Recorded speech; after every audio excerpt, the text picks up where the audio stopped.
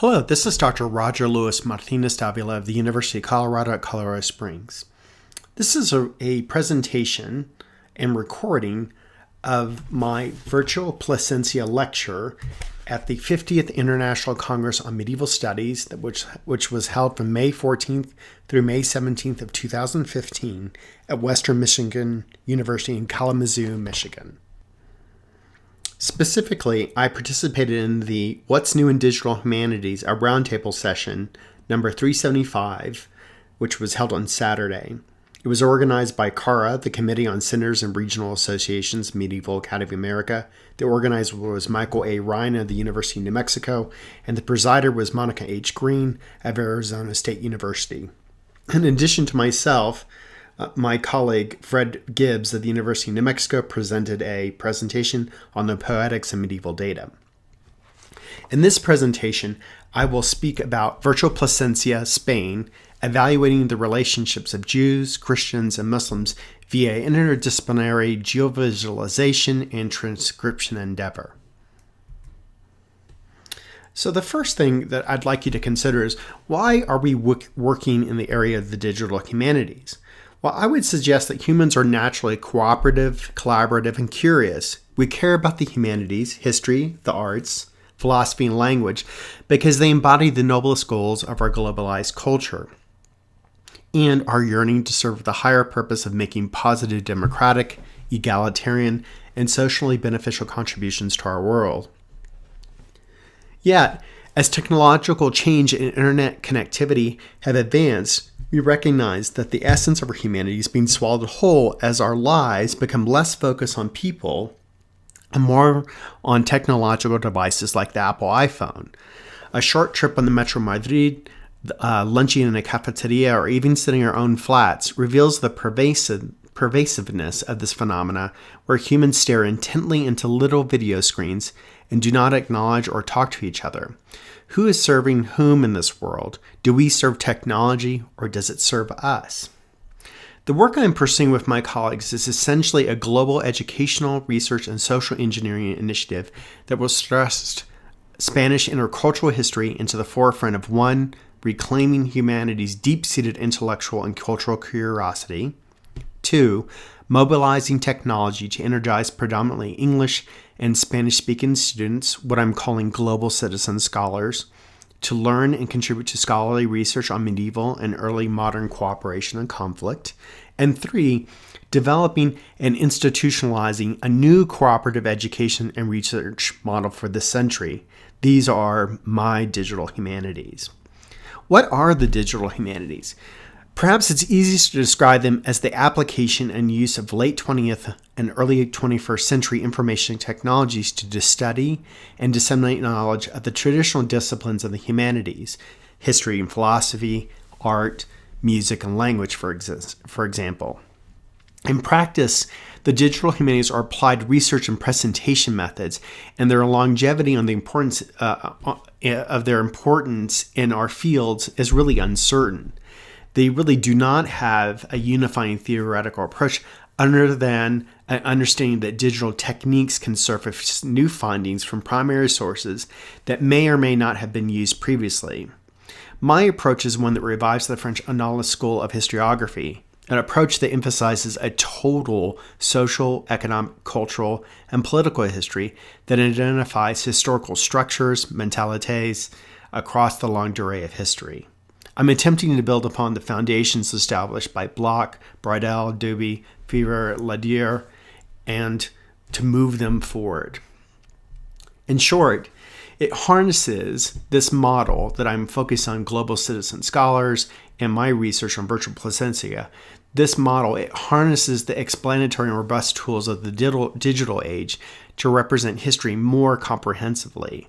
We are digital Annalists. We are moving into an era where textual narratives are holistically complemented by visual, auditory, and even tactile and olfactory evidence, hence the need for worlds like Virtual Plasencia. So there are three aspects of our work that I'd like to highlight in this presentation. First, the Deciphering Secrets, a massive open online course, which is about activating curiosity, crowdsourcing transcription of manuscripts, and nurturing quote-unquote global citizen scholars.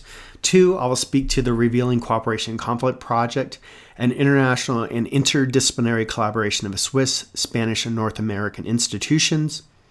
Thirdly, I will present Virtual Plasencia, versions 1 through 1.6.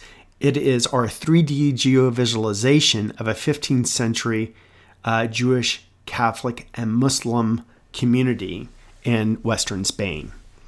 And lastly, I'll talk about next steps, how we are moving on to transcription analysis of crowdsourced manuscripts, MOOC mania, literally how we use massive open online courses to advance scholarship and activate curiosity, activating avatars, and opening a playable game space where individuals, everyday people, can learn about religious coexistence through gaming models and gaming platforms.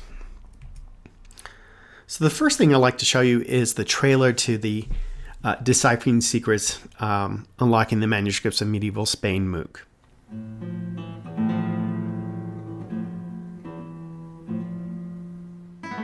Welcome to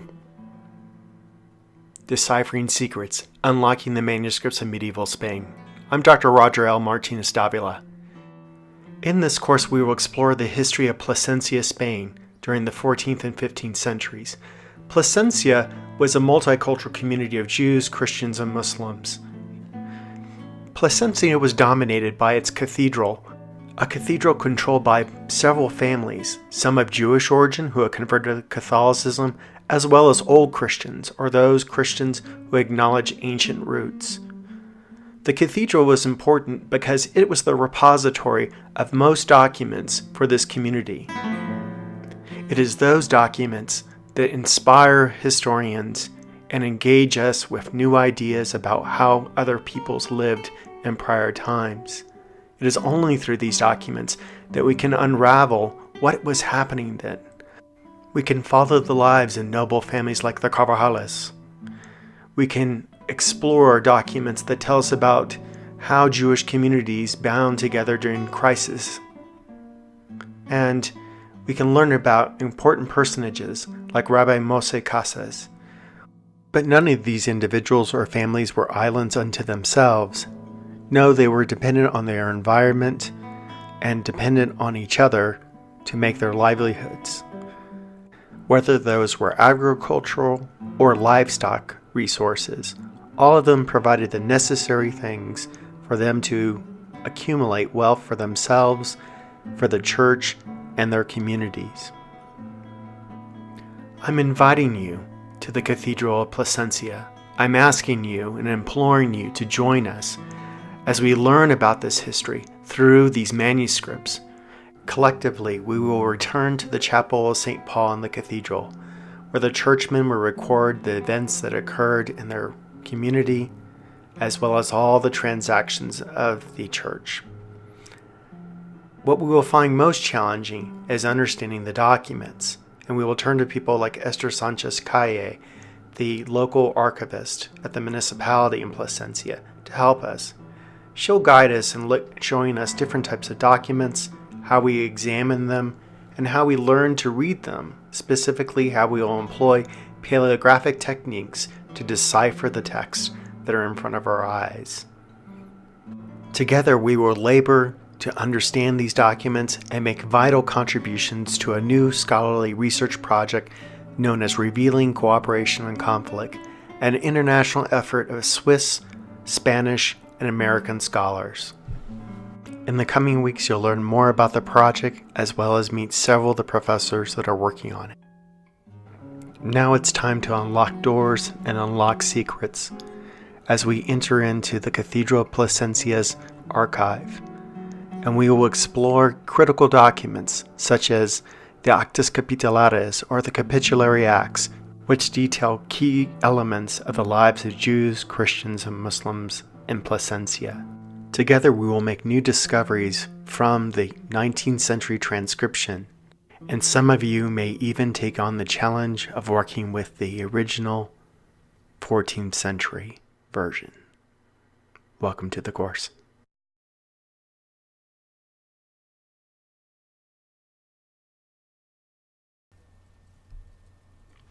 So I've paused the presentation here just so you can see the nature of our work. First of all, one thing we need to consider is that any project like our own starts off with seed funding, small amounts of funding of $3,000 to $4,000 to begin working on MOOCs. But after that, we rely on broader collaborations, whether this is this chistoso or funny kind of example of my colleague, Dr. Colin McAllister, who we refer to as El Norteño del Sur, literally meaning the northerner from the south, who is playing the music for this particular video. And then how we're working in collaboration with different institutions so that we can access new types of manuscripts and present them in digital frontiers, where typically we wouldn't find them. So for instance, we secured endorsements from Spain's Ministry of Education, Culture, and Sports. We secured a contract or an agreement with the Ayuntamiento de Plasencia, literally the city council, as well as with the Centro Sefarad Israel in Madrid, which is the preeminent Jewish organization in Spain. And last, we secured agreements with the Catholic Diocese of Plasencia so that we might use their records. So this is a critical aspect of our work, is not only do we work with scholars and then students who we're calling global citizen scholars, but also broader collections of individuals. In this kind of collaborative way, we can really activate digital studies to their most massive appeal. So that brings us up to our next issue, which is the issue of crowdsourcing. What exactly is crowdsourcing? I think that we can think about it, and this is coming from the Wired magazine article, The Future of Crowdsourcing from April of 2014. We can think about it as this effort to mobilize large collections of people from across the world so that they might assist in some kind of activity. So crowdsourcing can be literally looking for individual images on large digital images and trying to identify aspects of those images. Or in this case, for us, it's actually transcribing medieval manuscripts and copies of manuscripts so that we can harvest them for information. So what's quite interesting now about the era that we live in is these three kind of primary elements that are fueling this kind of emergent behavior where we're all acting collectively to advance ideas. It's almost like a beehive or an ant farm where all are working together towards a common purpose. So for instance, we can think about hyperconnectivity, and that's literally just meaning like that we're all connected all the time to each other through the internet, whether that's through computers, phones, and now even watches. There's also a critical mass at play. Literally, that is of April 2014, 2.4 billion people were already on the internet every single day. So even just the smallest percentages of individuals participating in any kind of crowdsourcing initiative can have enormous impact in terms of scholarly research, but also in terms of reach, that we can touch lots of lives. And lastly, there's an issue of energy that we now see in the same way that you might have had the SETI project in the late 1990s, where they were investigating signals for maybe intelligent life from outer space. We're listening for radio signals. Well, now there's this new energy that's about collective action. How do we help each other? How do we serve humanity better? So those are the elements of crowdsourcing. So to show you what this really looks like, we're actually going to do a little bit of crowdsourcing ourselves and to demonstrate really what really is involved with this type of task. Specifically, we're going to look at the Actas Capitulares, Libro 1 from 1390 to 1453 CE, or Common Era, also the same as AD. And the Actas Capitulares, or the Capitulary Acts, were the day-to-day business records of the Cathedral of Plasencia. Plasencia is a western city located close to the Portuguese border, and it's considered a frontier city. Now, as you can imagine, during the Middle Ages, Those communities that were governed by the king might also have a church or cathedral there, and that was another type of authority, or religious authority. And in this respect, the city of Plasencia had its own kind of cathedral and had its own administrative structure. So this would be the cathedral canons, the vicar general, archdeacons, who basically ran the church as a business in terms of taking care of all the resources that were there.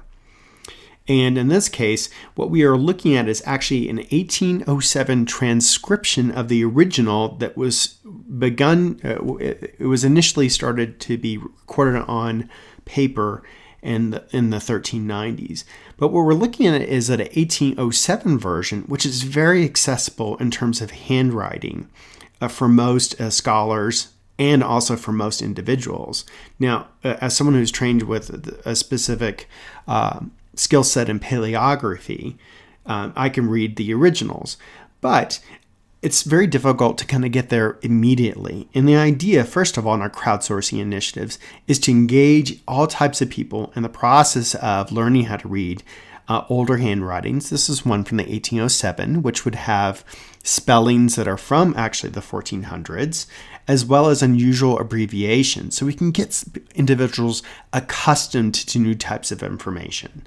Second, then we can increase the difficulty over time and present them with new types of text.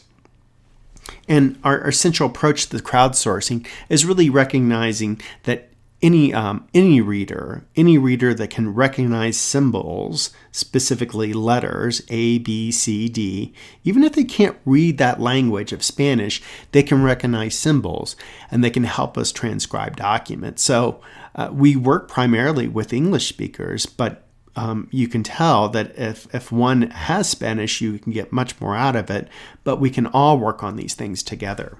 So in this sense, it's a very dynamic model that's applicable to a lot of different projects. So we're crowdsourcing this individual section in the manuscript, and it's related to a lease of a home. And this is this dynamic interplay where we can show individuals that are working on crowdsourcing projects and participating in MOOCs how their research actually turns into very tangible elements and things that are quite exciting.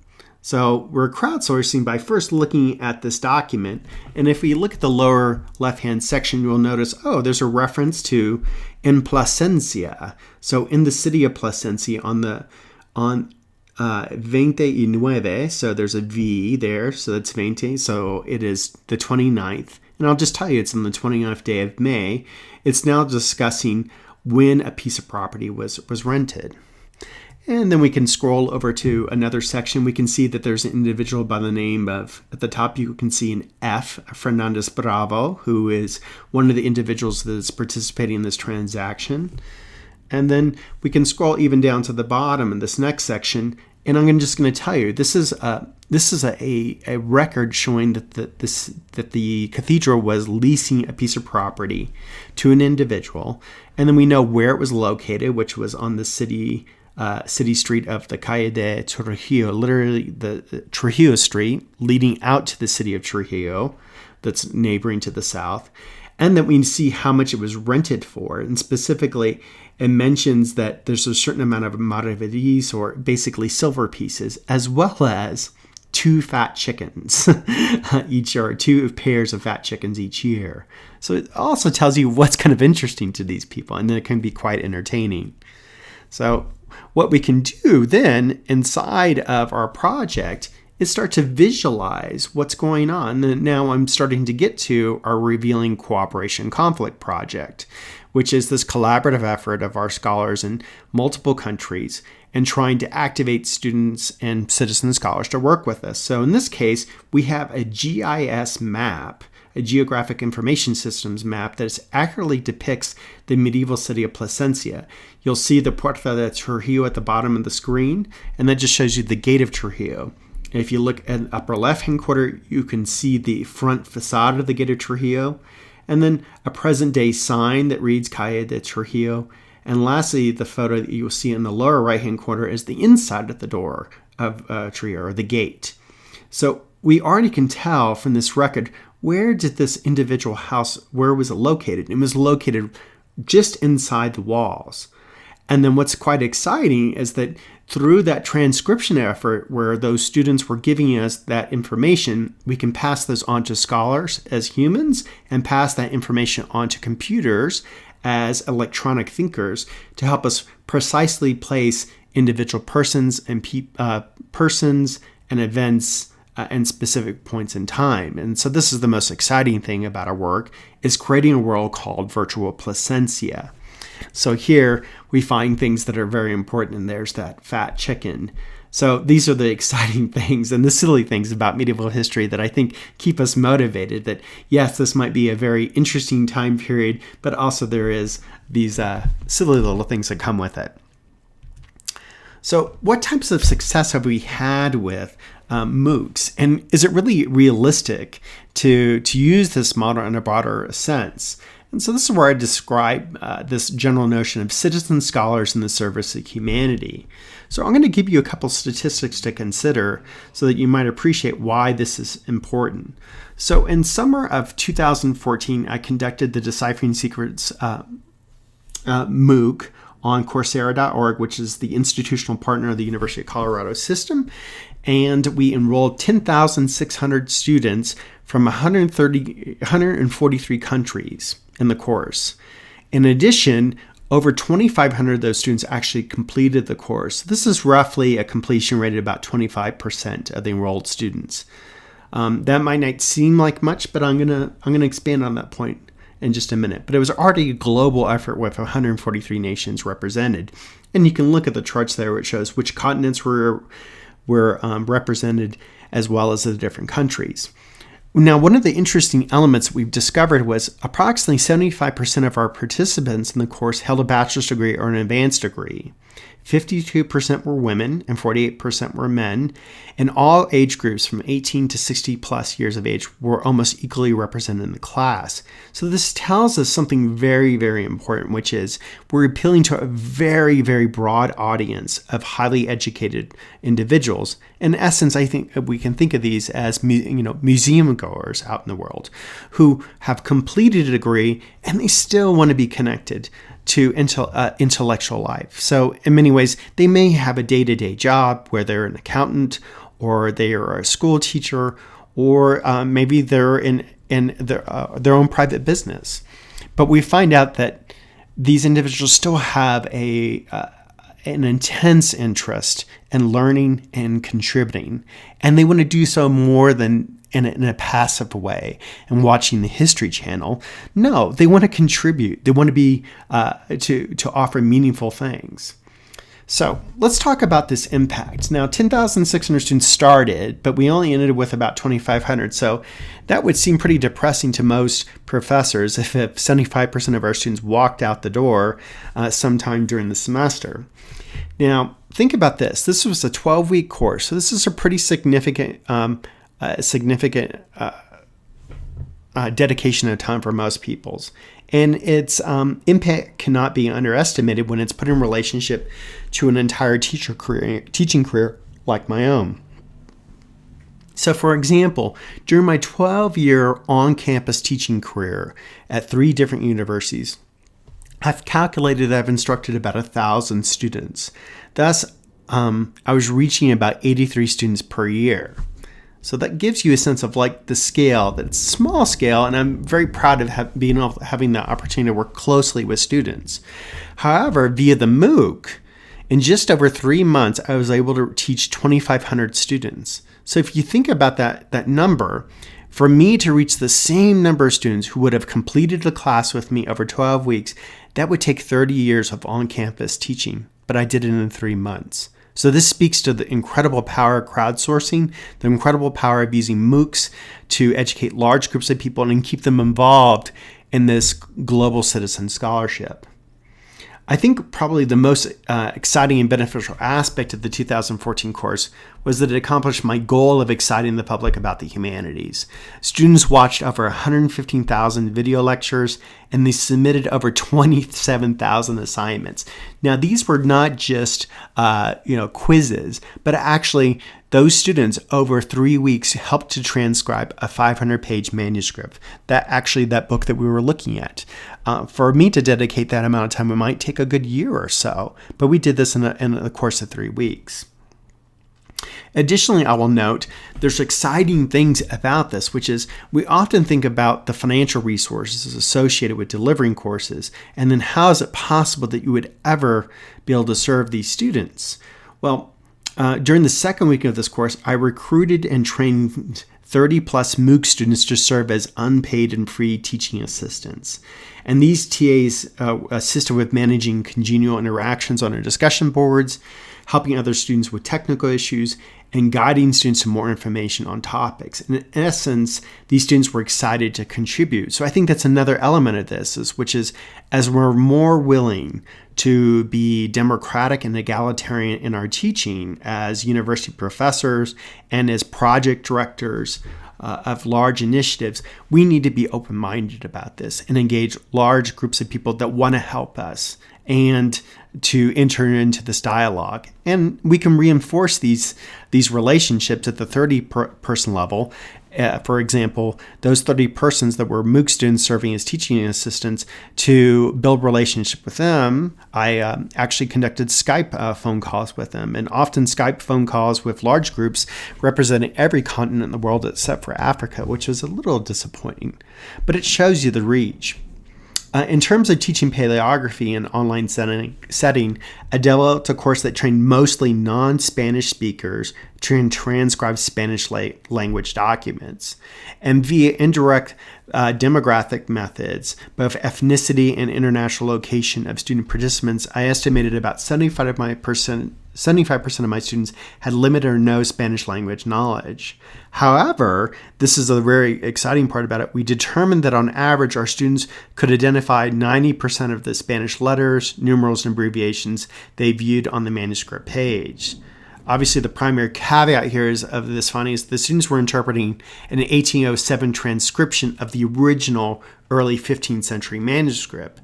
Clearly, the script is simpler to read. Yet, in principle, our method proved very effective. That is, that over time, you can teach individuals how to work through paleographic techniques and improve their skill, and they can be increasingly productive and valuable members of a scholarly team. Now, I mentioned this previously. The direct research benefit of teaching paleography to students was that I enlisted them in a crowdsourcing initiative that involved transcribing that 19th century copy. And over the course of those 3 weeks, they transcribed about 90% of the text. And then moreover, using empirical data from the individual student paleographic quiz scores and student peer evaluations of transcripts, where we use rubrics where students can evaluate each other using very specific criteria, we can assign accuracy and reliability scores to each transcription. So I'm going to repeat that again. The important point is not only can we train students to do the paleography, but we have direct methods to assess their ability to do paleography, both empirical evidence that's coming from quizzes as well as peer-reviewed materials. And in this way, we can actually start to reassemble electronically the book one with the most reliable transcriptions. So, for example, we can choose to look at only those transcriptions where persons earned a 90% or higher on their quizzes and also had high peer reviews. So this is something to think about. But as you can imagine, the data that we will pull from the manuscripts that have been transcribed that are now in electronic form can now be transferred to our project databases to populate Virtual Plasencia, who lived where, what they were doing, what was the cost of different houses, what were the different religious characteristics of individuals, things like that. We can also write traditional scholarly studies, whether these are collected works or if these are teaching materials in the forms of ebooks. And lastly, I think in the area of traditional scholarship, we also can create critical editions of books so that we might have good copies and reproductions of these original sources. So let me speak a little bit about the Revealing Cooperation and Conflict project. It is a scholarly initiative that re-examines historical cases of medieval and early modern Jewish, Christian, and Muslim interaction, as well as an activist endeavor intent on buttressing humanistic reflection within academia as well as the general public. Our humanistic endeavor recenters the purpose of connective technologies and tames them to serve fundamental human questions relating to religious and cultural identity and beliefs, human networks and relationships, and interfaith violence and collaboration. And to this end, we are developing Virtual Plasencia, an internet-deployed 3D world and educational initiative that engages scholars and the public in a vigorous evaluation and dialogue on cooperation and conflict in the Spanish community of Plasencia from 1300 to 1600. This community, the first of several cities that we will recreate, is of universal interest because its residents of different faiths and social classes labored and struggled to maintain intercultural respect and cooperation, just as Europeans were growing increasingly hostile to Jews and Muslims and intolerant of assimilated minorities or those persons that had converted to Christianity. So Virtual Plasencia is more than just kind of a visually compelling, data robust, and historically less digital world that entices and supports debate and discussion. It is an explicit recognition that we, scholars, must deliver more publicly engaging products than traditional print academic monographs. So I'd like to show you a quick film of Virtual Plasencia and how we assembled things.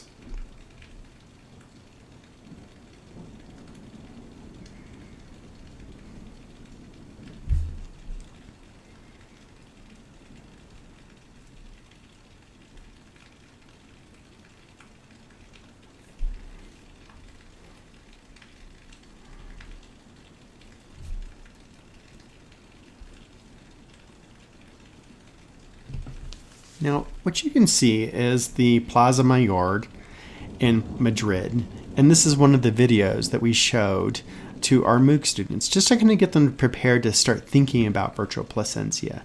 And here you see me speaking, but I'm actually speaking to you over myself. So the first important piece is starting to create these visually appealing kind of types of lectures that can excite people, take them on site. So this is, again, in the Plaza Mayor of Madrid, Spain. And this is part travel show and part engagement. Here I will be discussing what's so special about the Plaza Mayor, and it's this great public space that's populated by all types of peoples, and even more importantly, street performers. So we see Spider-Man. He's a bit overweight at the moment, but probably not as much as I am. And you can see him running around. And also, I think earlier we had seen a flapping dragon of sorts. So before we can go out to Plasencia as it exists today, it's always great to explore cities and the things that they offer. And this is the Mercado de San Miguel. And this is that element of cultural kind of education and experience. We might not be able to take our students to the places where we work, but we certainly can kind of immerse them in it. So I love El Mercado de San Miguel because of the wonderful food that they provide. These great legs of ham, a jamón serrano and ibérico. They're churros with hot chocolate. These are all delicious things. And here's some video I shot, just showing just the vibrancy in this filled environment of all kinds of international folks and tourists.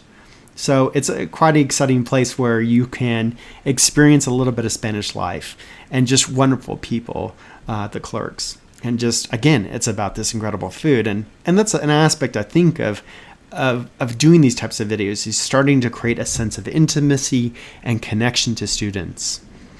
So we will take a couple last looks at the Mercado, enjoying the drinks that are delicious, but unfortunately very expensive. And then pay our bill, and then head out to Plasencia. And we'll say goodbye to Madrid, and then we'll travel out there. So I'm probably going to pass through some of this section relatively quickly because then it's not necessary for you to see all of this. But we want to capture this sense of journey to these locations, and this is driving out to Plasencia, one of the major highways. And now we can see the city as it appears today. And on the right-hand side, you can see the cathedral. On the left-hand side, the tallest structure you can see as a plaza of San Nicolas. And here is that Puerto de Trujillo that we showed. So already students get this sense of like, oh, I see these things that we're reading in the manuscripts and how they connect together. And Plasencia really is one of my favorite places in the world because these are wonderful people, good people, and very committed to their patrimony and history and excited about sharing it with the rest of the world. And that's an opportunity where we can share lots of individual city histories across the world. This is a 16th century etching of the city that was created by a student at the University of Salamanca. Proof positive that student work can actually prove to be very scholarly beneficial. And then this is the Plaza Mayor of the city, and that's the Ayuntamiento, or the city building for the city government. Now, I'm going to go ahead and advance this just a little bit because we don't need to see everything, and you see more of Plaza Mayor, but talk about what we were trying to do in terms of Virtual Plasencia. And we're going to walk down the Calle de Zapateria, or Rua de Zapateria, and walk into what was previously the Jewish zone of town, the Judaria. And this is where we can start to contemplate different elements of the city, like how do we represent it as it existed before, accurately in terms of geographic information systems, and reproducing structures that didn't exist before. So on the top of the screen, you'll see a castle, which does no longer exist in completely enclosed city walls. So that's the first aspect of Virtual Plasencia that we wanted to do, was to get the geography right. The second was to start plotting where individuals lived. And you can see in this case, there is a dotted red line around a zone, and that is the Judaria. And you see all kinds of different colors of structures. So that tells you different people living in different areas. Now we'll start to walk down the Rua de Zapateria, and that's where you can start to contemplate a couple of different things. That how is it we were going to recreate this world and make it exciting to lots of different people? How do we communicate the relationships of Jews and Christians and Muslims? What were these relationships like? Were they cooperative or not so cooperative? So I'm going to advance a little bit further, and we'll move a little further into the city, and then start to show you what we wanted to do. We're actually now looking at the first page of the Actas Capitulares the students worked on.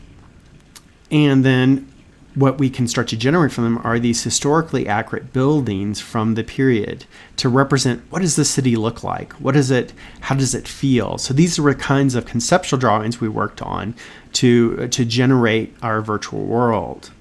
Additionally, then we're going to walk into the Plaza de San Nicolas, where the Church of San Nicolas is located on the left. And then also there's a large palace structure. And this is right in the heart of the Judaria. We're probably not more than 50 meters from the former site of the synagogue.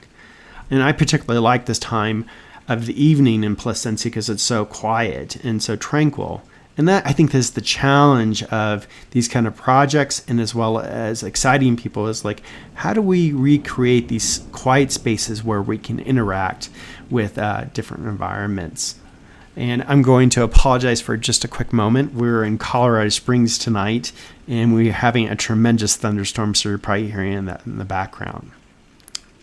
So lastly, you can see this panoramic image of the Plaza de San Nicolas as it appears today, and has lights, it's got cars, it's got signs, wires, and this is not what the world looked like. So we wanted to recreate a virtual Plasencia that was accurate, and now we're looking in the direction of where the synagogue was.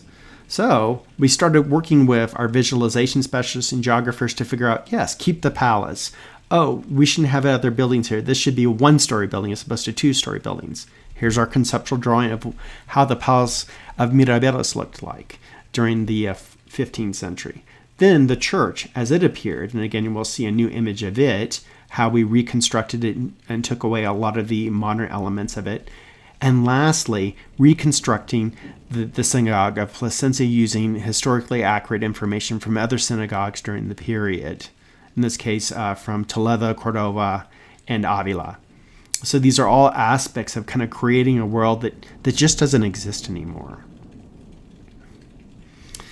And lastly, this is the conceptual panoramic image that we had painted for us by a colleague to capture what does this kind of dynamic interreligious space look like, and to kind of capture these ideas of now, okay, we know what we think Plasencia probably looked like, but let's draw it now. So I'm going to go ahead and advance all the way through this, and then we'll move on. So here is a tour, and this is just a visual representation of Virtual Plasencia. And it's a movie as opposed to walking the virtual environment, but let's just watch and fly through it.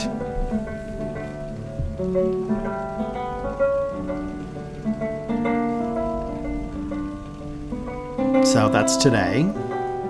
And we want to travel back in time. So we're going to leave the 2010s and go back to the 1400s as it appeared. There's the church as it appeared. We're getting closer, I think. Here we are. This is version 1.0. It's not the most fabulous version, but what's exciting about it is we're using gaming engines and the newest technology to recreate worlds as they existed. And more specifically, we can start to embed stories into the environment. So we're just kind of scrolling around a little bit. But everywhere you see like little bubble boxes, we can tell stories that are quite interesting. Specifically, we can say who lived in a particular location. We just passed some wine barrels. We find out that winemaking was a multi-faith effort. So Muslims, Jews, and Christians actually all produced it, even though there are prescriptions that are prohibitions that prevented Muslims from drinking it, as well as then showing who lived where. So what's interesting about this part of the Jewish quarter is that Christians lived here as well, and converts to Christianity, even though we know legal code said that was not allowed. So you get a good sense there, and I'm going to advance a little bit.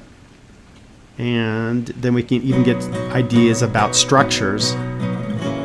So this is the Palace of the Miraveras, and we can pass through its tunnel.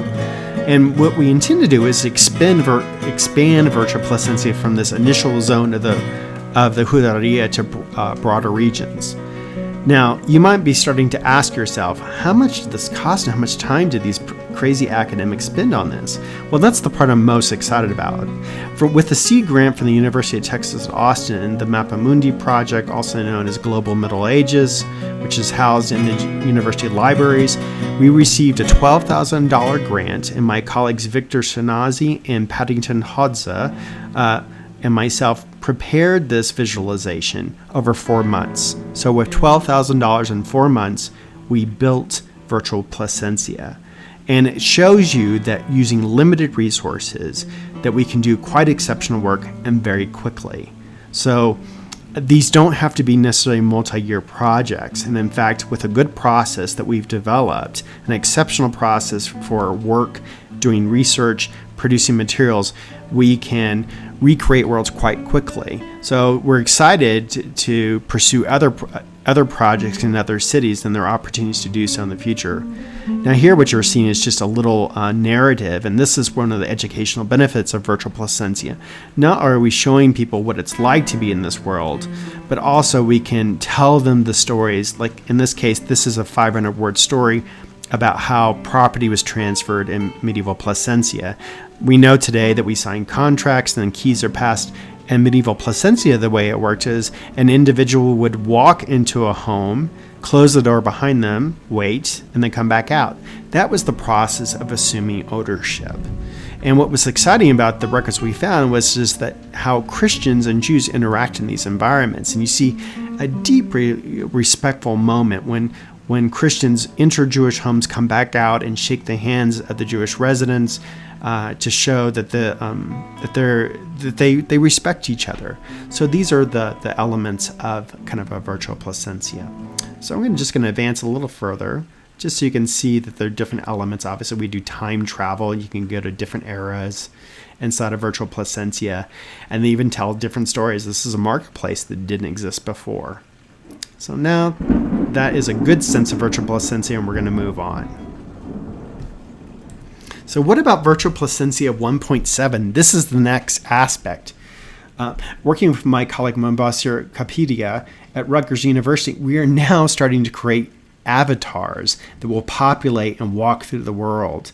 And we're not just creating avatars that kind of look good. No, they're based off sources. So this is a Muslim individual, and we've crafted some of the elements of his clothing right off of the choir stalls that are located in the Cathedral Plasencia that were when it was built in the early 1500s. So we can use material artifacts to recreate history. And the avatars are quite exciting because we can then start to populate our world with avatars that can reveal different stories, as well as to be a playable environment where individuals can walk through the environment, assume roles and customs, and act out different scenarios. They can experience what it was like to live in Plasencia when maybe the plague came, or they can experience what was market day like inside of Plasencia, or they can experience when there was a violent interaction, what types of things might happen. Or let's say even a wedding procession. Here we see a depiction of a Jewish individual, and in this case, again, we've based his clothing off of clothing that is contemporaneous that can be found in El Tránsito Museum in Toledo, Spain. So that's another aspect. And then lastly, we have avatars that represent the Christians, and this is the typical wear, as you can see, of the Extremeños, the Extremaduran people from this era. And these are obviously high station, social station individuals, probably nobles, but we can start to generate those environments. So lastly, you can start to see what we're quite excited about, which is we're starting to populate our 3D world with these avatars, and we're getting ready to put them into motion to tell our stories that are quite exciting, that can then be used as prompts for classrooms, whether those are high schools or colleges, or in those MOOCs again, that you can teach students about intercultural existence, but then you can show them the world and they can witness and watch what actually occurred. And so in this case, we just have our simple avatars walking around the environment, just as kind of a proof of concept. But currently, we are working on a digital narration of a specific event in Virtual Plasencia that will be ready during summer 2015, and we will post that on the internet to share with colleagues and friends. So this gives you a nice sense of what Virtual Plasencia can be with individuals inside of it.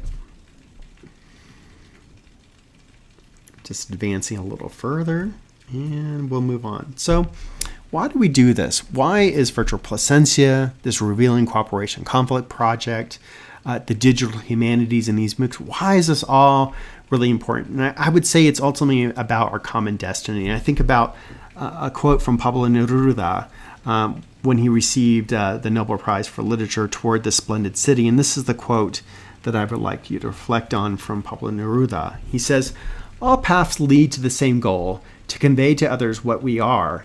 And we must pass through solitude and difficulty, isolation and silence, in order to reach forth to that enchanted place where we can dance our clumsy dance and sing our sorrowful song.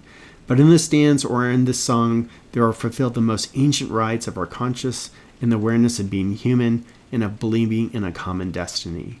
This is why we're doing this work, because we have a common destiny together, and that destiny shouldn't be overshadowed or imposed upon purely by technology for technological means. We should use technology to help us. We should use technology to tell our stories, to learn about our past, and hopefully learn more about ourselves and how we can live more cooperative lives. So that's why I'm most excited about this model of Virtual Plasencia. And the complete thing is how we assemble a whole kind of work process and teaching process and community process integrated, where we can involve students in online courses, whether those are free or paid classes. We deliver electronic resources to them, whether those are ebooks or e-resources on websites hosted at libraries or at presses. And then we create virtual worlds where individuals not only can experience the world, but can actually play the world and understand what does it mean to be Jewish and a religious minority in Christian Spain. What does it mean when the plague comes, and how does that impact the broader community? So those are quite exciting elements. And it's all kind of integrated, because in those massive open online courses, we're getting new data with the assistance of those students who thought, I might be a business leader by day, but by gosh, I'm going to be I'm going to be a researcher by night. I'm going to do my part to continue to advance my own education, but to advance the broader scholarly world. Well, thank you so much for your time and attention. Now the rain has finally settled down here in Colorado Springs, and hopefully it's a little bit less loud. I thank you for your time, and have a good evening.